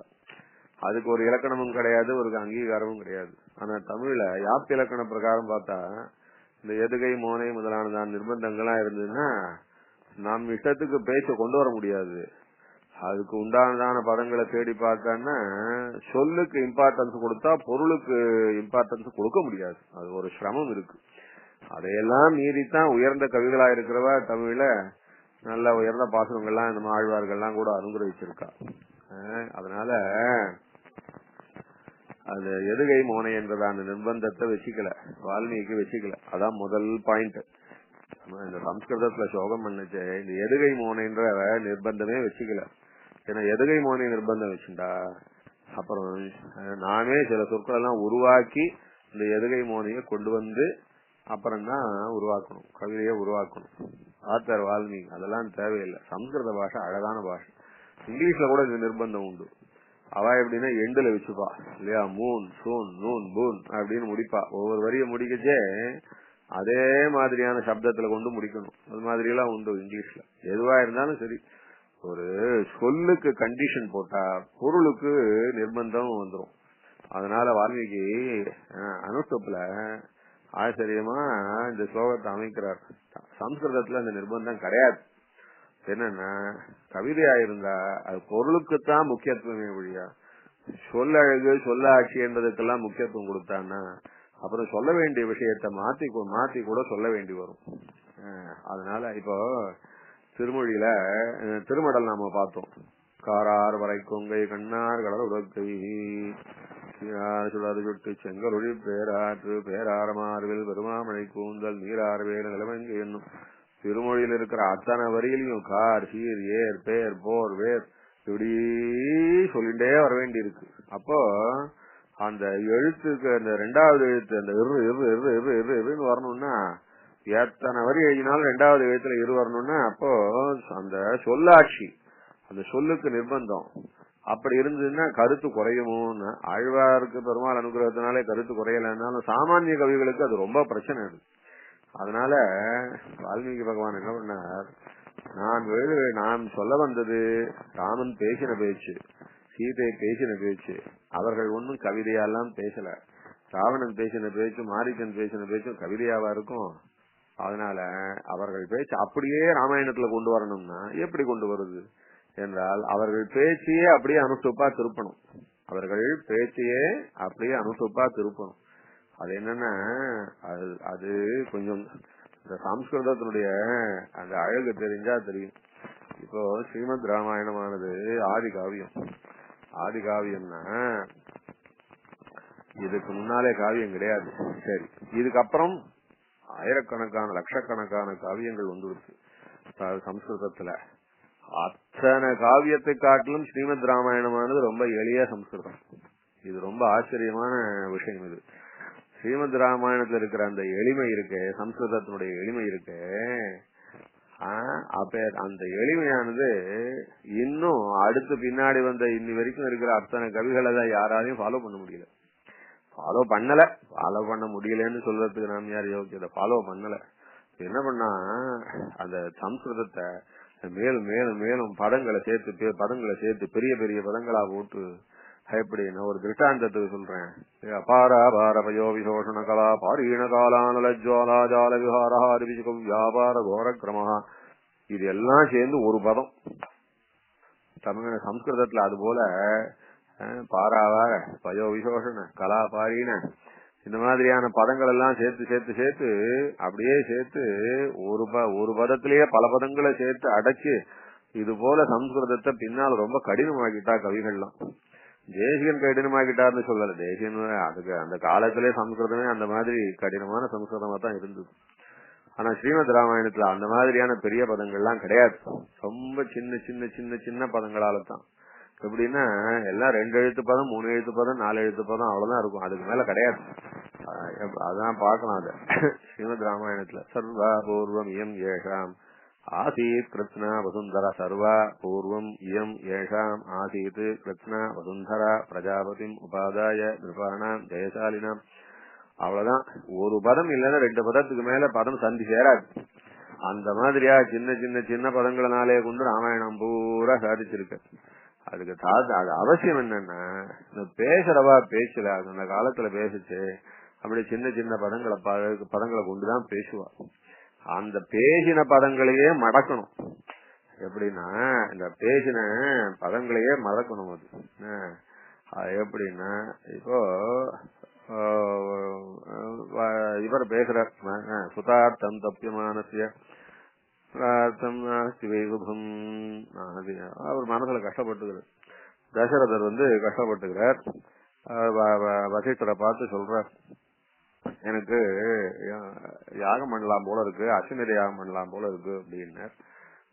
உடனே அவர் வசிஷ்டர் என்ன சொல்றாருன்னா, யஸ்ய சர்வதா பிராப்ஸ்யதே புத்ரா அபிப்ரேதாம் ச சிவ யஸ்யதே தார்மிகே புத்தியேயம் புத்திரார்த்தமாகதா. கட்டாயம் உனக்கு பசங்கள் பிறப்பா, புத்திரான்னு நிறைய பிள்ளைகள் பிறப்பா. ஏன்னா எஸ்யதே தார்மிகே புத்தி, நீ தர்மத்தை அனுஷ்டிக்கணும்னு பாக்குறியே. பிள்ளைகள் பிறப்பதற்கு வைத்தியனை பார்க்கல, மருந்து சாப்பிடல, வேற ஒண்ணும் என்ன பண்ற அப்படின்னா யாகம் பண்ணா குழந்தை பிறக்கணும்னு நினைக்கிறியே. யாகத்து மேல உனக்கு இவ்வளவு நம்பிக்கை இருக்கச்சு, கட்டாயம் அந்த யாக தேவத்தை உன்னை கைவிடாது உனக்கு குழந்தை பிறக்கும். அப்ப சொல்லச்சே எப்படி அனுகிரகம் பண்றாருன்னா, சர்வதா பிராப்ததே புத்திரான் அபிப்ரேதாம். ராமாயணம் பூரா இதே மாதிரிதான் இருக்கும். திருஷ்டாந்தத்துக்காக சொல்றேன். எஸ்யதே தார்மிகே புத்தியேயம் புத்திரார்த்தமாகதா அப்படின்னு அனுகிரகம் பண்றார். அவர் அனுகிரகம் வேணும் அனுஷ்டுப் ஸ்லோகத்திலேயா பண்ணிருப்பார். அவர் என்ன பண்ணிருப்பாருன்னா, பார்த்திவா அபிப்ரேதா புத்திரான்னு சர்வதாத்வம் பிராப்சியதே தார்மிகே புத்தி தே யஸ்ய ஜாதா எம் புத்திரார்த்தமாகதா தஸ்மாத் துவம் பிராப்சியதேன்னு அவர் சொல்லிருப்பார். அவரை சொன்ன அதே எழுத்து அதே பதங்களையே மடக்கிறார் வால்மீகி, இப்படி திருப்புறார். என்னன்னா சம்ஸ்கிருதத்துல அது ஒரு அழகு. அந்த சின்ன சின்ன பதங்கள் இருந்தால் அந்த பதங்களை எப்ப மடக்கினா அப்படி ஏதாவது அதை தகுந்த அளவுக்கு மடக்கினா அதுவே அனுஷ்டுப் ஸ்லோகம் ஆயிடும். அது சாதாரணமா பேச்சுல கூட உண்டு. நான் உன்னை பார்க்கணும்னு ஆசைப்படுறேன் அப்படின்னா அந்த சம்ஸ்கிருதம் இருக்க சம்ஸ்கிருதத்துல அகம் துவாம் திரஷ்டும் இச்சாமி அப்படி சிம்பிளா அந்த அந்த வார்த்தையே என்ன ஆகும்னா அனுஷ்டுப்பா கூட வந்துடும். துவாமகம் திரஷ்டும் இச்சாமி அதுவும் அனுஷ்டுப்பு தான். அதாவது சம்ஸ்கிருதத்துல சின்ன சின்ன பதங்களாக அமைஞ்ச பேச்சா இருந்தால் அந்த பேச்ச அப்படியே கன்வெர்ட் பண்ணிக்கலாம் அனுஷ்டு மீட்டர்ல. இது ஒரு சீக்ரெட்டு. அது இது சீக்ரெட்னு சொல்றதோட இது ஒரு அழகு. அதான் வால்மீகி பார்த்த ஸ்லோகத்தை சம்ஸ்கிருதத்திலேயே பண்ணிடணும், அத அனுஷ்டுப்புலயே பண்ணணும். அனுஷ்டுப்புல பண்ணினால் அவர்கள் யார் என்ன பேச்சு பேசினாலோ ஆத்தான பேசி அப்படியே கொண்டு வரலாம். இப்போ ராமனை பார்த்து சொல்றாரு கல்யாண சமயத்துல, இயம் சீதா மமசுதா சகதன்ம சரீதவா பத்ரம் பிரதீச்சதேனாம் பத்ரந்தே பாணிங்கிருஷ்வபாணினா பதிவிரதா மகாபாகா சாயேவானுகதா சதா இத்யுக்த்வா பிராட்சிபத்ராஜா மந்திரபூதம் ஜலந்ததா அப்படின்னு சாதிக்கும். ஆக அந்த சமயத்துல ஜனக ராமனை பார்த்து சொல்றார், இயம் சீதா மமசுதா சகதன்ம சரிதா அதுன்னு ஸ்லோகமா சொல்லிருப்பார். இப்ப இந்த பொண்ணு என் பொண்ணு நல்ல பொண்ணுப்பா, உனக்கு பதிவிரதா உன்னோட இருப்பா, பதிவிரதையா இருப்பா, தர்மத்தை அனுஷ்டிப்பா, உன்னோட நிழல் போல இருப்பா என்று இந்த சொல்ல வந்த இடத்துல அவர் என்ன வார்த்தைகளை சொன்னாரோ அதே வார்த்தைகளையே அப்படியே மடக்கிறார், அனுஷ்டுப் ஸ்லோகமா மடக்கிறார். அதுதான் ஸ்ரீமத் ராமாயணத்துல. அதனாலதான் ஸ்ரீமத் ராமாயணத்துல இந்த எதுகை மோனைன்றதான நிர்பந்தம் எல்லாம் வச்சுக்கல. எதுகை மோனை நிர்பந்தம் வச்சுட்டா அப்புறம் அவா சொன்ன பேச்சு அப்படியே கொண்டு வர முடியாது. இப்போ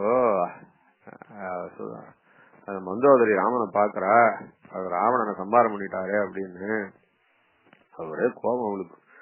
என் பர்த்தா எப்பேற்பட்டவரை கொண்டுட்டாரே அப்படின்னு மனசுல ஒரே தாபம். அவரே ராமனை பாக்குறா, பார்த்த உடனே அப்படியே கொண்டாட ஆரம்பிச்சுட்டா. அடாடாடா என்ன ராமன் என்ன ராமன் என்ன ராமன் என்ன ராமன் அப்படின்னு உடனே கொண்டாட ஆரம்பிச்சுட்டா. அப்படியே கொண்டாடி ஆச்சரியமா ஸ்லோகம் சொல்றா. வால்மீகி பகவான் அவ்வளவு ரசிச்சு சொல்றார், தேசிகனே ரசிக்கிறார் அந்த இடத்த. அடாடாடா என்னமா அப்படின்னா வஜர சமயம் நிகமசிகர முகர முகம் முனிவர பணி பண்ணிட்டா அப்படின்னு வேதாந்தங்கள் பகவான் அனுபவிச்சு எப்படி மனசு விம்மி சொல்லுமோ அதே போல இந்த மந்தோதரியானவள் சொல்லிட்டாளே பெருமாளை பார்த்துட்டு சாட்சாதான் அப்படின்னு பரமாத்மாதனா நீ பரமாத்மாதானே நீ சனாதனம் தானே நேரையே தெரியுது. ராவணனை சம்மாரம் பண்றதுக்காக லோக க்ஷேமத்துக்காக நீ ராவணனை சம்மாரம் பண்ணிருக்கே அப்படின்னு அவ பாவம் அழ வந்தவள் ராமனை பார்த்து என்ன சொல்லிட்டா, பரமாத்மா சனாதன சங்கசக்கரகதார ஸ்ரீவத்சவக்ஷா நித்யஸ்ரீ அஜயா சாஸ்வதோ த்ருவ மானுஷம் வபுராஸ்தாய விஷ்ணு சத்ய பராக்கிரம அப்படி கவிதையிலையா சொல்லுவா. அப்ப கூட அவ என்ன பேச்சு பேசினாலோ நீ பரமாத்மா நீ சனாதனன் சங்கஜக்க கதாசரன் ஸ்ரீவத்சன் அக்ஷா நித்யஸ்ரீ அவ சாமான்யமாக தமிழ் அவ சம்ஸ்கிருதத்துல என்னென்ன பேச்சு பேசினாலோ அதை அப்படியே மடக்கினர். அப்படியே கொஞ்சம் கொஞ்சம் மாத்த வேண்டி இருந்ததுன்னா அந்த பதங்களையே மாத்துறது, அந்த பதங்களையே முன்ன பின்ன போடுறது. எப்படின்னா அகந்த்வாம் திரஷ்டும் இச்சாமி அப்படின்னு சொன்னாலும் கவிதை தான், அனுஷ்டுப்பு தான். துவாமகம் திரஷ்டும் இச்சாமி அப்படின்னாலும் கவிதை தான். அகம் துவாம் திரஷ்டும் இச்சாமி திரஷ்டும் துவாமகம் இச்சாமி எப்படி திருப்பி போட்டாலும் அதே அனுஷ்டுப்பு வருது பாருங்க. உன்னை பார்க்கணும்னு எனக்கு ஆசையா இருக்கு, அவ்வளவுதான். இத அப்படியே 8 வரியா, அதாவது ஒரு அனுஷ்டுப்புல ஒரு வரியா மாத்தச்சு. அகம் துவாம் திரஷ்டும் இச்சாமி துவாமகம் திரஷ்டும் இச்சாமி திரஷ்டும் துவாமகம் இச்சாமி எப்படி திரஷ்டும் துவாமகம் இச்சாமி எப்படி பார்த்தாலும் அதே 8 எழுத்து. ஆக பேசின பேச்சையே அனுஷ்டுப்பா திருப்பலாம். இதுதான் அப்படியே சொல்ல வர விஷயம். என்னன்னா, சம்ஸ்கிருதத்துல பேசும்போது பதங்கள் சிறு சிறு பதங்களாயிருந்தால், பெரிய பதமாயிருந்தா ஒண்ணும் பண்ண முடியாது. பெரிய பதமாயிருந்தா ஒண்ணும் பண்ண முடியாது. இப்போ சீதாராம கதா ஸ்ரவண பல பிராப்தி அப்படின்னு இவ்வளவு பெருசு. இந்த மாதிரி இது ஒரு பதம். இது சீதாராம கதா ஸ்ரவண பல பிராப்தி அப்படின்னா இத நடுவுல இருக்கிற வேற்றுமை பதங்கள்லாம் எடுத்து விடுறது. இஃப், அட்டு, ஆஃப், ஃபாரு அதெல்லாம் எடுத்துட்டு அப்படியே நேர சேர்க்கறது. இந்த மாதிரி இந்த அட்டு, ஃபாரு, ஆஃப், இன் அது மாதிரியான இந்த வேர்ப்ஸ், அதாவது கேஸ் எண்டிங்னு சொல்லுவா இங்கிலீஷ்ல. இந்த கேஸ் எண்டிங்ஸ் எல்லாம் சேர்த்துட்டு எடுத்துட்டு பதம் சேர்க்கலாம். அதுதான் சம்ஸ்கிருதத்துல. அதனால சமாசம்னு சொல்றது. அது விபக்திகள் எல்லாம் எடுத்துட்டு சமாசத்தை பெருசாக்கினா எவ்வளவு வேணா பெருசாக்கலாம். அப்படி பார்த்தோம்னா சீதையும் ராமனும்னா சீதாராமன்.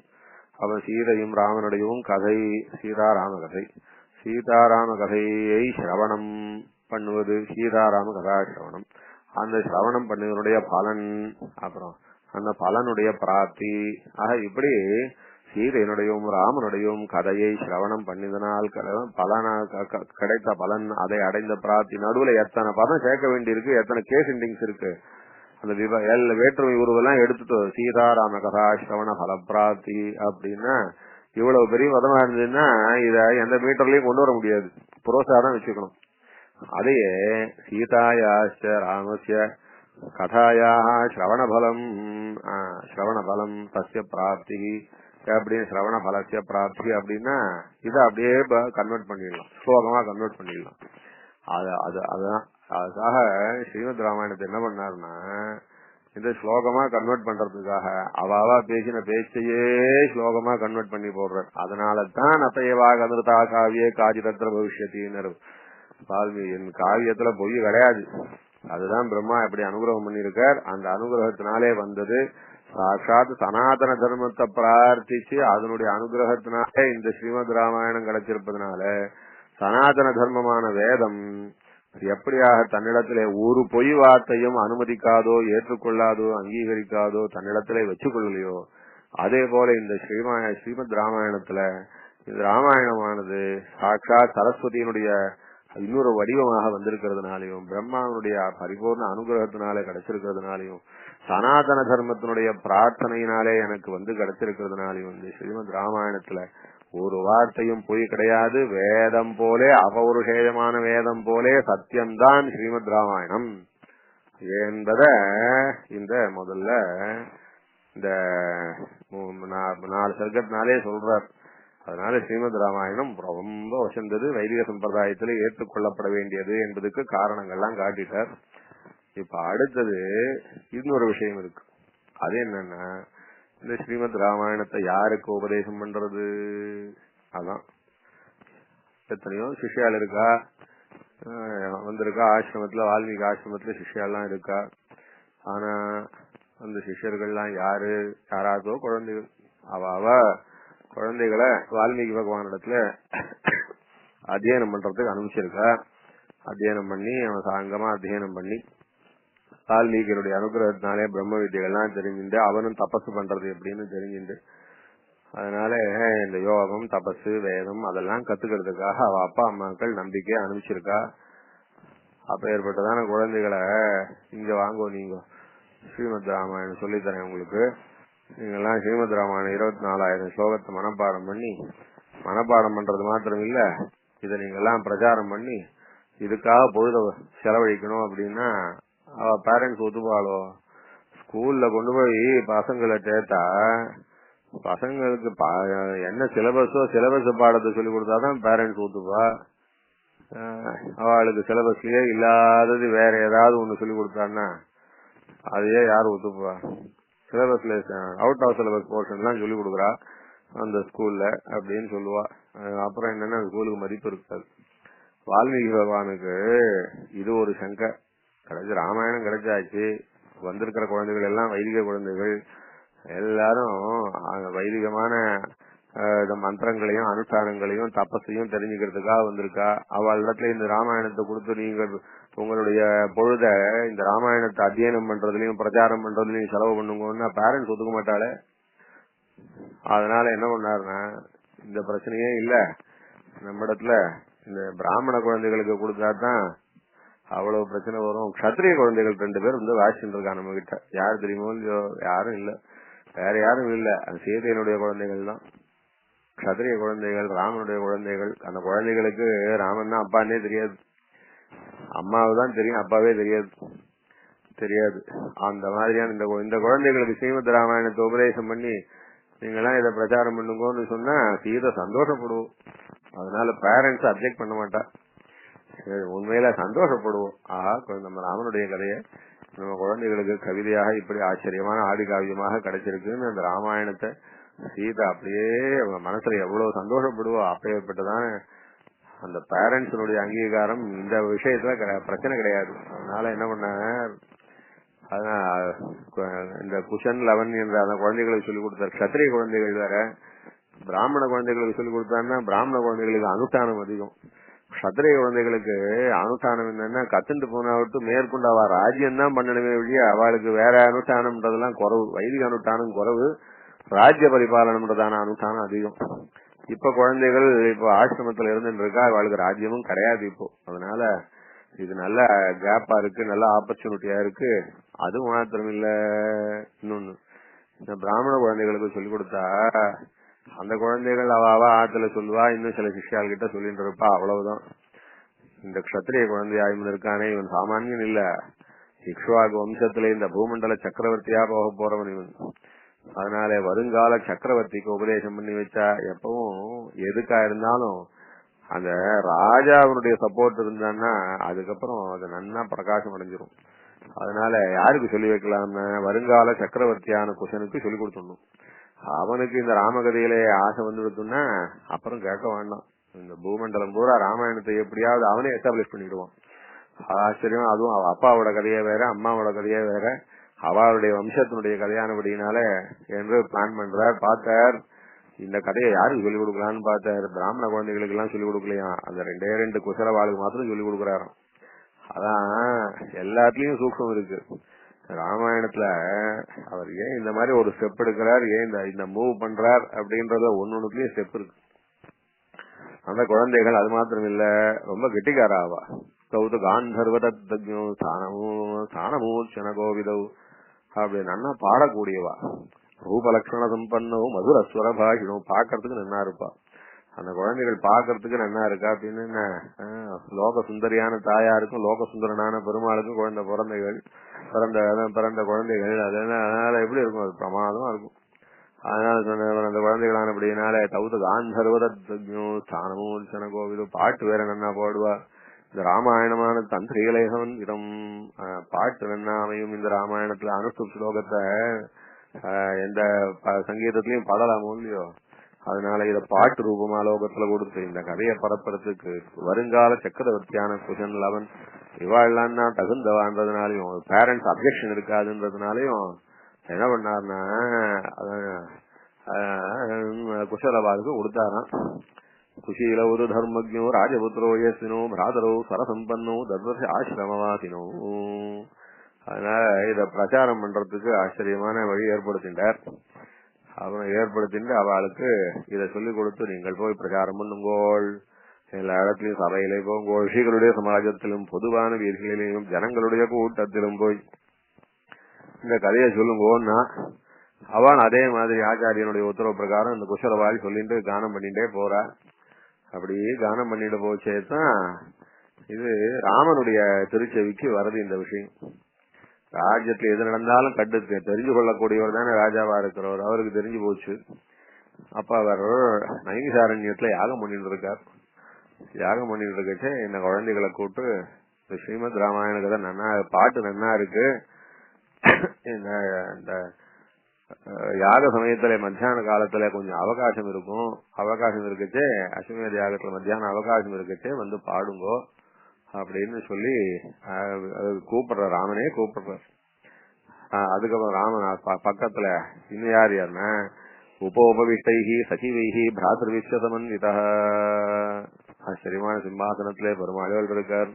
சீதை கிடையாது பக்கத்துல. ஆனா பிரதர்ஸ் எல்லாம் வந்து கேக்குறா, ராமனுடைய பிரதர்ஸ் எல்லாம் வந்திருக்கா, இன்னும் மந்திரிகள்லாம் வந்திருக்கா, பெரிய ரிஷி சமாஜம் இருக்கு, ஆச்சரியமான அஸ்வமேத யாகம், அப்படியே பாரத தேசத்தை பூராதான் ராஜாக்கள்லாம் வந்திருக்கா, ரிஷிகள்லாம் வந்திருக்கா. ஆக இது அருமையான சந்தர்ப்பம், ராமாயணத்தை வெளிப்படுத்துவதற்கு அருமையான சந்தர்ப்பம். அந்த மாதிரியான ஒரு சந்தர்ப்பம் ஏற்பட்டு லோகத்துக்காக இந்த ராமாயணத்தை பெருமாளே அங்கீகரிச்சு அந்த சபையில அவளை பாட சொல்லி அதுல இருக்கிறதான விஷயத்தெல்லாம் கேட்டு சந்தோஷப்பட்டார் என்று. ஆக இந்த ராம கதையை அங்கீகரிச்சவர் நாரதர். இதை அங்கீகரிச்சு உத்தரவு கொடுத்து அனுகிரகம் பண்ணி இந்த ராமாயணத்தை அப்படியே வேதமே வாக்காக வரும்படியாக நமக்கு அனுகிரகம் பண்ணவர் அவர் சதுர்முக பிரம்மா. அடுத்தது அந்த சதுர்முக பிரம்மாவுடைய அனுகிரகத்தினாலே சனாதன தர்மமான வேதத்தையே பிரார்த்திச்சு இந்த ராமாயணமானது அவருக்கு பிரத்யட்சமானது. அந்த விஷயத்த சொன்னார். இப்ப ஏற்பட்டதான கதைய பிரச்சாரம் பண்ணுவதற்கு வருங்கால சக்கரவர்த்தியான குஷனவர்களை ஒப்படைச்சிருக்கு, அந்த விஷயத்தையும் சொன்னார். அதுக்கடுத்து இப்ப ஏற்பட்ட கதையை எல்லாத்துக்கும் மேலாக ஆத்துல சீத்தை அங்கீகாரம் பண்ணியாச்சு. அடுத்தது இப்ப அரண்மனையிலே ராமனும் அங்கீகாரம் பண்ணியாச்சு. அதனால ஆசிரமத்திலே சீத்தையும் அரண்மனையிலே ராமனும் கேட்டு அங்கீகரிச்சுதான் இந்த சீதாராமனுடையதான திவ்ய சரித்திரம் இருக்கு. இனிமேல் இந்த கதைக்கு அப்ஜெக்ஷன் கிடையாது, இதுல ஒரு பொய் பொழுது கலக்க முடியாது. இது மொத்தம் சத்தியம், அபௌருஷேயமான வேதம் போலே இதுவும் சத்தியம்தான் என்று எல்லாத்தையும் அப்படி நாலா பக்கமும் இதை எப்படி ஸ்திரப்படுத்திட்டு மேற்கொண்டு இந்த ஸ்ரீமத் ராமாயணத்தை 5வது சர்க்கத்திலே தொடங்குறார். ராமனே கேட்டாராம், ததஸ்துதோ ராம வஜப்ரதோதிதோ அகாயதாம் மார்க விதான சம்பதா சஜாதி ராமஹ பரிஷத்கத சனைஹி புபூஷயா சக்தமனா பபூவஹ. ராமனே அந்த கதையை கேட்டார். சிம்மாதனத்தில இருந்தவர் சிம்மாதனத்திலிருந்து இறங்கியார், படிப்படியா இறங்கி வந்தாராம். ஒரு படி இறங்கி வந்து படியில உட்கார்ந்து கேட்டார், அடுத்த படியில இறங்கி வந்து படியில உட்கார்ந்து கேட்டார். அப்படியே சபைக்கே வந்து குழந்தைகள் பக்கத்திலே வந்து உட்கார்ந்து கேட்டாராம். இந்த ராமகதைய தூரத்துல இருந்து கேட்டா திருப்தியா இல்லையா, கிட்ட வந்தார் அப்படியே குழந்தைகள் முகத்தை பக்கத்துல இருந்து பார்த்து கேட்டாராம். ராமன் சிம்மாசனத்திலிருந்து இறங்கி வந்ததை சபையில இருக்கிறவா ஒருத்தரும் கவனிக்கவே இல்லையா, அந்த அளவுக்கு சபையில இருக்கிறவா அப்படியே லயிச்சு கேட்டு இருந்தாலும் எல்லாரும் அப்படியே லயிச்சு கேட்டு எல்லாரும் ரசிச்சு அந்த காலத்திலே அந்த வர்த்தமான கதையான ஜீவித கதையான அந்த ராமச்சரித்திரத்தை அந்த ஜீவ காலத்திலே கேட்டு எல்லாரும் ஆமோதிச்சான்றதுனாலே ஸ்ரீமத் ராமாயணத்திலே பொய்யும் கிடையாது. சாட்சாத் சர்வேஸ்வரன் ராமாயணத்துக்கு கதாநாயகன், அவரும் அங்கீகரிச்சு ராமாயணத்துக்கு கதாநாயகியான சீதையும் ஆசிரமத்தில் அங்கீகரிச்சு ராமனுடைய குமாரர்களே லோகத்துக்குள்ள பிரவர்த்திப்பிச்சு இதுக்கு மூலமாக சாட்சாத் சதுர்முக பிரம்மா லோக பிதாமகர் வந்து சரஸ்வதி தேவியே வாக்குனாலே கொடுத்து ராமாயணமாக கிடைச்சி எல்லாத்துக்கும் மூலம் ஆச்சாரியருடைய அனுகிரகம், நாரதருடைய அனுகிரகம் என்று சொல்லி இப்ப ஏற்பட்ட கதையை சொல்றேன். இந்த கதையை யாரும் அசூய இல்லாம கேளுங்கோள்னு வால்மீகி. அங்கதான் பாயிண்ட். என்ன பண்ணறது தெரியுமோ இல்லையோ, தர்மகாமாத்ரீதம் ஸ்ரோதவ்யம் அனசூயா. அப்படி இந்த கதையை பொறாமப்படாம கேளுங்கோள். என்ன சுவாமி, ராமர் கதைய வால்மீகி சொல்லச்சு, சீதாராமனுடைய கதைய பொறாமைக்கு என்ன இருக்குன்னா அதுதான் அந்த கரண்ட் கால சிச்சுவேஷனை காட்டுறது இந்த வார்த்தை. ஆக இப்ப அடியேன் 3 வாரமா சொல்லிட்டு இருக்கிற இந்த சொல்லாமல் சொன்ன ராமாயணத்தினுடைய அந்த டிப் ஆஃப் த ஐஸ்பர்க் அப்படின்னு அது எங்க இருக்குன்னா, இந்த ராமாயணத்தை 5வது சர்க்கத்துல ஆரம்பிக்கிட்டு முதல்ல ஒரு ரெக்வஸ்ட போடுறாரு வால்மீகி, இந்த ராம கதையை எல்லாரும் பொறாம இல்லாம கேளுங்கோன்னு இருக்கும். ஏன்னா பொறாம இருக்கத்தான் இருக்கும்.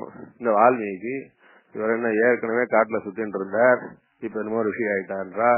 அது மேல ராமன் அவனுதான் ஆண்டியால கூட பிரிச்சு வச்சிருக்கான். இவாளை பத்தி கதையாங்குது. இது வைதிக சம்பிரதாயத்திலே டயத்தை வீணடிக்கிறதுக்கு எப்படின்னு யாரு காலம் ஏதாவது ஒருத்தர் ஒண்ணு பேசுவா.